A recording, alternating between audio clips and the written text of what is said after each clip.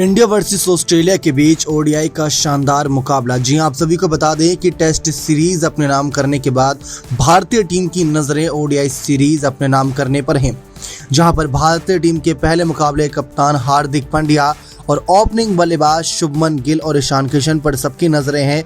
तो वहीं दूसरी तरफ मैदान पर विराट कोहली का बल्ला और साथ ही साथ सूर्य कुमार यादव के बल्ले पर सबकी नजर रहेंगी कि वो कैसा आग उगलता नजर आएगा। जी हां, आपको जानकारी देते हैं कि कैसे वानखेड़े स्टेडियम मुंबई के मैदान पर जी हां आज खेले जाने वाले मुकाबले को लेकर जो चर्चाएं शुरू हुई हैं, उन चर्चाओं को कैसे यहाँ पर एक रोक दी जाएगी। लेकिन इसी के साथ साथ आपको 2020 में लेकर चलते हैं, जब 2020 में ऑस्ट्रेलियाई मैदान पर वनडे सीरीज खेली गई थी इंडिया वर्सेस ऑस्ट्रेलिया के बीच। जी हाँ, वहां पर जब सीरीज थी तो वो बहुत ही दिलचस्प थी, लेकिन भले ही उसमें ऑस्ट्रेलिया ने शानदार जीत दर्ज करी और भारत से वो सीरीज छीनी थी, लेकिन वहां पर मुकाबले बहुत ही रोमांचक थे। तो चलिए आपको 2020 में लेकर चलते हैं, लेकिन इससे पहले 2023 के इस मुकाबले की जानकारी दें।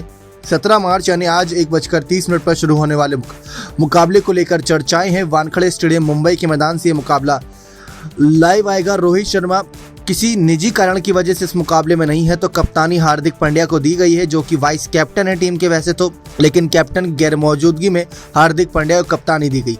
प्लेइंग 11 की जो बताई जा रही है जोड़ियां, जिसमें शुभमन गिल और Ishan Kishan opening partnership, number 3 as usual Virat Kohli देखने को मिलेंगे, Surya Kumar Yadav number 4, wicket keeper बल्लेबाज की भूमिका में केएल राहुल नजर आ सकते हैं हमें, क्योंकि काफी एक्सपीरियंस खिलाड़ी हैं और वर्ल्ड कप की तैयारी भारतीय टीम कर रही है, तो ऐसे एक्सपीरियंस खिलाड़ी को तैयार रखना चाहेगी। कप्तान हार्दिक पांड्या, रविंद्र जडेजा, कुलदीप और चहल में से सवाल रहेगा कि किसे खिलाया जाए। दोनों ही बहुत अच्छी फॉर्म में है और अगर ओडीआई की नज़र से देखा जाए तो कुलदीप यादव इस समय ज़्यादा बेहतरीन है। युजवेंद्र चहल भी अच्छी गेंदबाजी कर रहा है, लेकिन T20 के नज़रिए से शमी, सिराज और उमरान मलिक ये 3 तेज गेंदबाज हो सकते हैं। वैसे गेंदबाजी में भारतीय टीम के पास अभी देखा जाए तो शार्दुल ठाकुर के रूप में ऑप्शन है, जयदेव उनादकट के रूप में ऑप्शन है। अगर शार्दुल ठाकुर को लेते हैं तो एक बल्लेबाज का भी एक विकल्प मिल जाएगा, क्योंकि वो बल्ला चलाना जानते हैं। और अगर बात की जाए यहाँ पर ऑस्ट्रेलिया की प्लेइंग 11 की, तो ऑस्ट्रेलिया की प्लेइंग 11 में हमें Travis Head, David Warner, Steve Smith, Marnus Labuschagne, Glenn Maxwell, Cameron Green, Mitchell Marsh, Alex Carey, Sean Abbott, Adam Zampa और मिचेल स्टार्क देखने को मिल सकते हैं।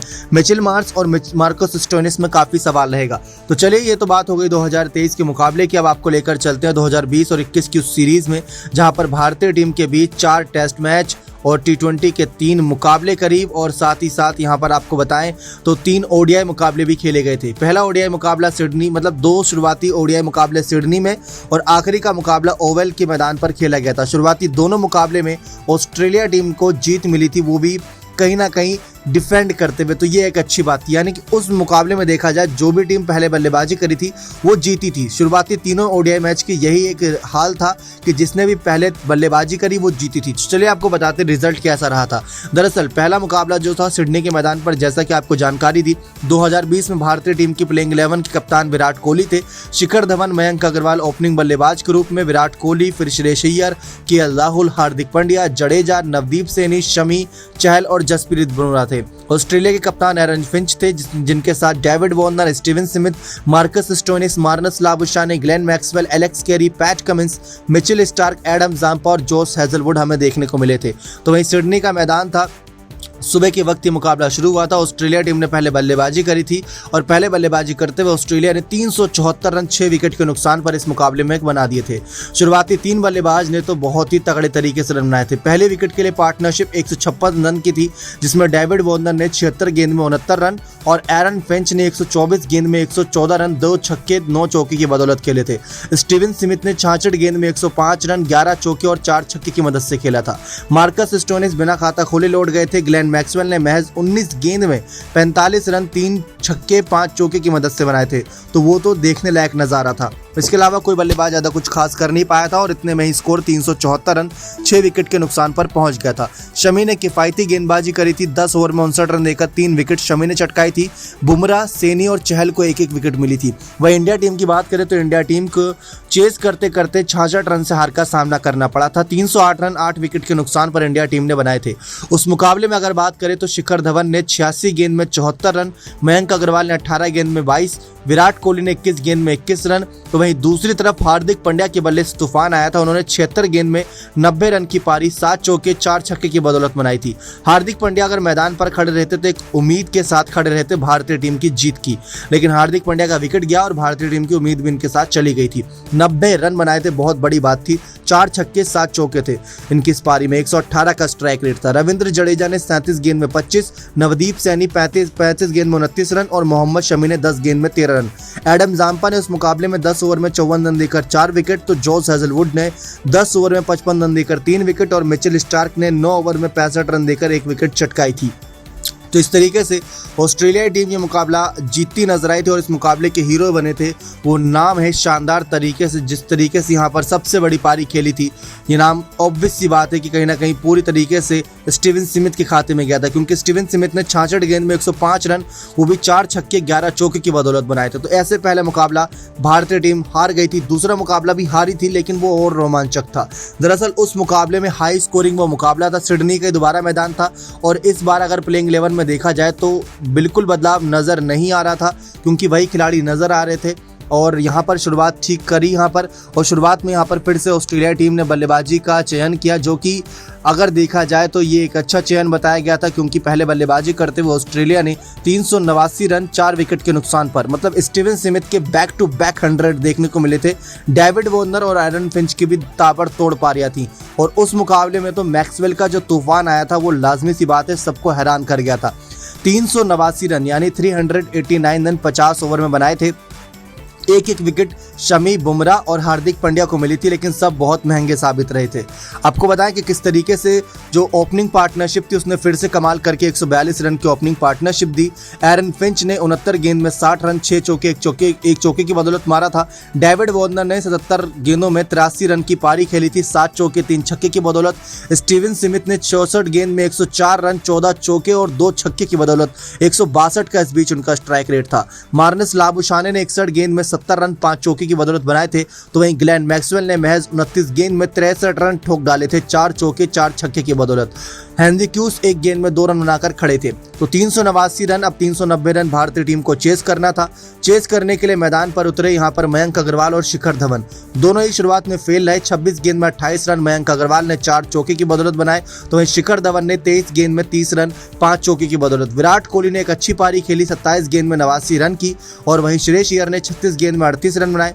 केएल राहुल ने इस मुकाबले में 66 गेंद में 76 रन बनाए थे 4 चौके और 5 छक्के की बदौलत, लेकिन मुकाबला हाथ से निकल चुका था। 31 गेंद में 28 रन हार्दिक पांड्या और रविंद्र जडेजा ने 11 गेंद में 24 रन 2 छक्के 1 चौके की बदौलत। नवदीप सैनी, युजवेंद्र चहल लास्ट में नाबाद थे, लेकिन कुछ कमाल नहीं कर पाए। पैट कमिंस ने उस मुकाबले में 3 विकेट, तो जॉस हेजलवुड, एडम जाम्पा को 2-2 और मोइजिस हेनरी क्यूस और ग्लेन मैक्सवेल को 1-1 सफलता मिली थी। 338 रन तो भारतीय टीम ने ही बना दिए थे, लेकिन 51 रन से हार का सामना करना पड़ा था। स्टीवन स्मिथ इस मुकाबले के प्लेयर ऑफ द मैच एक बार फिर से बनते नजर आया। बारी थी तीसरे मुकाबले की, सीरीज हाथ से निकल चुकी थी, तो दोनों टीम लाजमी सी बात है अपनी बेंच खिलाड़ियों को जरूर आजमाती, तो वैसे ही कुछ देखने को मिला। शिखर धवन के साथ इस बार शुभमन गिल को उतारा गया और शार्दुल ठाकुर को जगह मिली टीम में। टी नटराजन को ही मौका मिला, मतलब संजू सैमसन स्क्वाड में थे लेकिन उनको मौका नहीं मिला उसमें। और कप्तान एरन फिंच ने भी काफी बदलाव कर रखे थे। कैमरन ग्रीन नजर आ रहे थे, एस्टन अगर नजर आ रहे थे, सीन एबट नजर आ रहे थे, और साथ ही साथ यहाँ पर अगर देखा जाए तो शुरुआती 3 में बदलाव नहीं किया था। कुछ बदलाव थे लेकिन अच्छे बदलाव थे। इस बार भी यहाँ पर देखा जाए तो पहले बल्लेबाजी करने उतरी भारतीय टीम। जैसा कि हमने कहा, तीनों मुकाबले में जिसने पहले बल्लेबाजी करी थी वो मुकाबला जीता था, तो यहाँ पर भारतीय टीम ने पहले बल्लेबाजी करी और 302 रन 5 विकेट के नुकसान पर इस बार बना दिए थे। शिखर धवन महज 27 गेंद में 16 रन बना पाए थे। शुभमन गिल ने 39 गेंद में 33 रन, विराट कोहली ने 78 गेंद में 63 रन, तो श्रेयस अय्यर ने 21 गेंद में 19 और केएल राहुल ने 11 गेंद में 5 रन बनाए थे। शुरुआती 5 विकेट 152 रन पर गिर चुके थे और वो ओवर था 32, यानी 32 ओवर में 152 रन ही बन पाए थे। लास्ट के 18 ओवर में जो रनों का तूफान आया वो तो मतलब किसी चमत्कार से कम नहीं था, क्योंकि करीब वहां से 150 रन, जी हां, लास्ट के 12 ओवर में 150 रन बटोरते नजर आए हार्दिक पांड्या और रविंद्र जडेजा। आपको बताएं कि किस तरीके से लास्ट के 18 ओवरों का जो खेल था वह पूरी तरीके से खेल बदल दिया। 18 ओवर में 150 रन बहुत होता है। हार्दिक पांड्या ने 76 गेंद में 92 रन, 7 चौके 1 छक्के की बदौलत, रविंद्र जडेजा ने 50 गेंद में 66 रन, 5 चौके 3 छक्के की बदौलत बनाए थे। एस्टन अगर ने 2 विकेट चटकाई तो एबर्ट और हेजलवुड और जाम्पा ने 1-1 विकेट चटकाई। ऑस्ट्रेलिया की तरफ से यहां पर जब बारी आई 303 रन चेस करने की, एरन फिंच ने 82 गेंद में 75 रन बनाए थे। मार्नस लाबुशाने थे डेविड वार्नर की जगह ओपनिंग में, तो वो ज्यादा कमाल कर नहीं पाए, 13 गेंद में 7 ही रन बना पाए थे। स्टीवन स्मिथ को इस बार रोकने में कामयाब रहे क्योंकि 7 ही रन बना पाए। मोइजिस हेनरिक्यूस 22 रन बना पाए। तो वहीं दूसरी तरफ कैमरन ग्रीन ने 27 गेंद में 21 रन और एलेक्स कैरी ने 42 गेंद में 38 रन। लेकिन ग्लेन मैक्सवेल का एक बार फिर से तूफान आया। ग्लेन मैक्सवेल ने 38 गेंद में 59 रन, 3 चौके 4 छक्के की बदौलत मारे। आपको बताएं ग्लेन मैक्सवेल का जो ओडीआई का स्ट्राइक रेट है वो 154 का है, मतलब बहुत होता है ये स्ट्राइक रेट, इतना टी20 में नहीं होता। और टी20 में इनका स्ट्राइक रेट 151 का है और आईपीएल में इनका स्ट्राइक रेट 153 का है, तो बहुत बड़ी बात है ये। तो इसी तरीके से यहाँ पर ताबड़तोड़ तरीके से बल्लेबाजी करते हैं, लेकिन इस मुकाबले में भी इनकी पारी नाकामयाब रही। बुमराह ने इनका विकेट चटकाया था, 4 छक्के बहुत अच्छे तरीके से मारे थे। 3 विकेट शार्दुल ठाकुर ने, जसप्रीत बुमराह और नटराजन ने 2-2 विकेट और 1-1 विकेट कुलदीप यादव और रविंद्र जडेजा ने चटकाई थी। 13 रन से भारतीय टीम ये मुकाबला जीत गई थी। मुकाबले के हीरो तो हार्दिक पांड्या थे, लेकिन प्लेयर ऑफ द सीरीज बने थे स्टीवन स्मिथ। तो इस तरीके से भारत वर्सेस ऑस्ट्रेलिया की पिछली सीरीज एक तरफा कर दी थी अपने घरेलू मैदानों पर ऑस्ट्रेलिया टीम ने। लेकिन देखते हैं अब भारतीय टीम कैसे करती है और पहले मुकाबले में हार्दिक पांड्या क्या ओडीआई मुकाबले में जीत दिला पाएंगे। और अगर शुभमन गिल और ईशान किशन की जोड़ी कुछ कमाल कर गई, क्योंकि दोनों ने ही डबल 100 मारे, डबल सेंचुरी मारी, अगर दोनों कमाल कर जाते हैं और केएल राहुल अगर नंबर 5 पर अच्छी बल्लेबाजी कर जाते, क्योंकि श्रेयस अय्यर अवेलेबल है नहीं, संजू सैमसन एक ऑप्शन हो सकते थे लेकिन उन्हें बुलाया नहीं गया। तो देखते हैं इस बार क्या कुछ बदलता नजर आएगा और उमरान मलिक रफ्तार के किंग को क्या इस ओडीआई मुकाबले में जगह मिलती है नहीं। तो कई सारे सवाल हैं और इन्हीं सवालों का जवाब आप मुकाबला देखते ही पता लगा लेंगे। बने रहे चैनल के साथ, बहुत बहुत धन्यवाद।